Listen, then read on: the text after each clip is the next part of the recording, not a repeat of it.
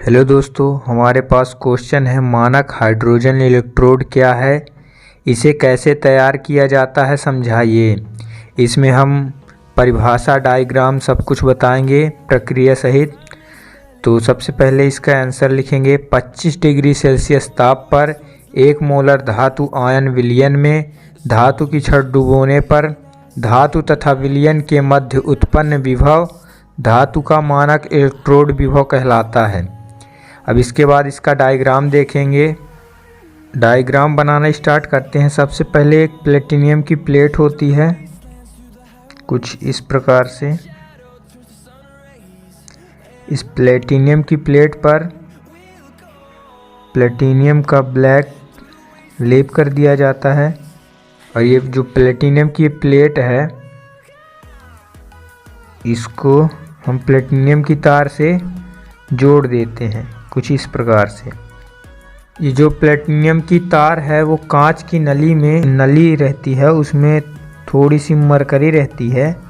तो उस मरकरी में ये जो प्लेटिनियम की प्लेट वो डूबी रहती है और ये जो तार है इसको अन्य परिपथ या कॉपर से जोड़ देते हैं।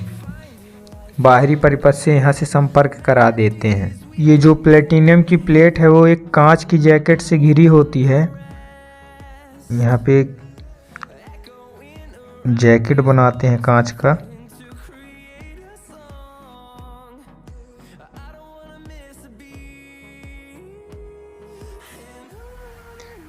इस कांच की जैकेट में प्लेटिनियम के सीध पर, ये जो प्लेटिनियम की प्लेट है इसके सीध पर छोटे छोटे छिद्र होते हैं। इस छिद्र के द्वारा हाइड्रोजन गैस बाहर निकलती है। ये जो कांच का जैकेट है उसके ऊपर यहाँ पर पासर्व नली होती है, यहाँ से हाइड्रोजन गैस पास करते हैं।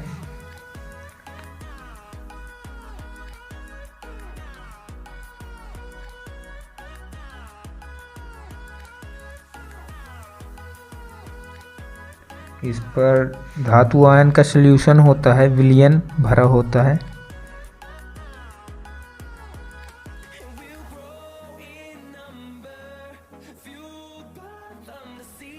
ये हमारी प्लेटिनियम की प्लेट है।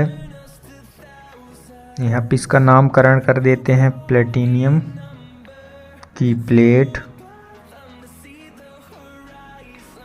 ये प्लेटिनियम की तार है,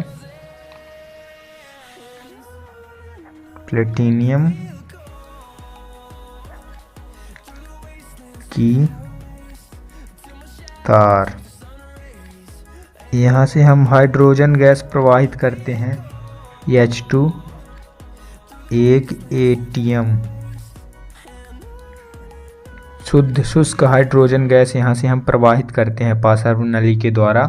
और ये हमारा अन्य तार है। यहाँ से बाहरी परिपथ से संपर्क कराया जाता है और ये जो है इधर छिद्र, ये छोटे छोटे छिद्र होते हैं हाइड्रोजन गैस निकलने के लिए। ये छिद्र और ये प्लेटिनियम का ब्लैक है, प्लेटिनियम ब्लैक। और ये हमारा विलयन है, विलयन। बहुत ही आसान डायग्राम है।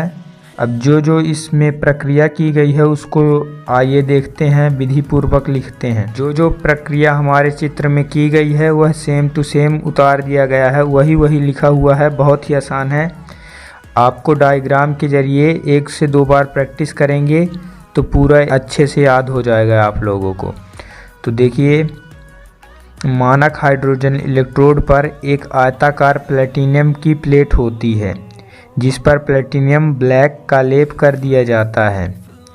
इस प्लेटिनियम की प्लेट को एक प्लेटिनियम की तार से जोड़ देते हैं जो कांच की नली में थोड़ी सी मरकरी में डूबी रहती है, जहां से कॉपर या अन्य तार के द्वारा बाहरी परिपथ से संपर्क करा दिया जाता है। प्लेटिनियम की प्लेट एक कांच की जैकेट से घिरी होती है जिसके ऊपर पासर्व नली तथा प्लेट के सीध में गैस निकलने के लिए कुछ छिद्र बने होते हैं। इस इलेक्ट्रोड को 1 मोलर विलयन में रखकर पार्श्व नली तथा प्लेट के सीध में गैस के निकलने के लिए कुछ छिद्र बने होते हैं। इस इलेक्ट्रोड को 1 मोलर विलयन में रखकर पार्श्व नली से 1 वायुमंडलीय दाब पर 25 डिग्री सेल्सियस ताप पर शुद्ध शुष्क हाइड्रोजन गैस प्रवाहित की जाती है, जिसका कुछ भाग प्लेटिनियम की प्लेट अवशोषित कर लेती है और शेष गैस छिद्र से बाहर निकल जाती है।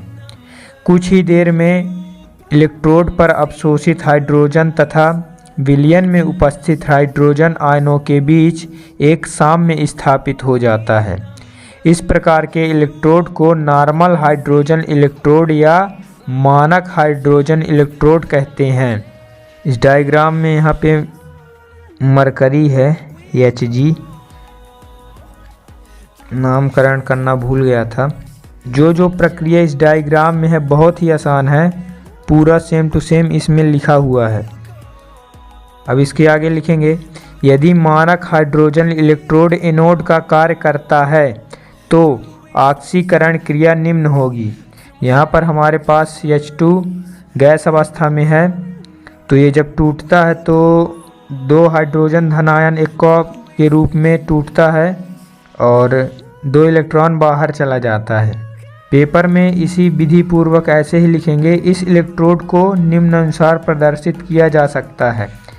प्लेटिनियम की प्लेट है और हाइड्रोजन जो है वो हाफ है गैस अवस्था में,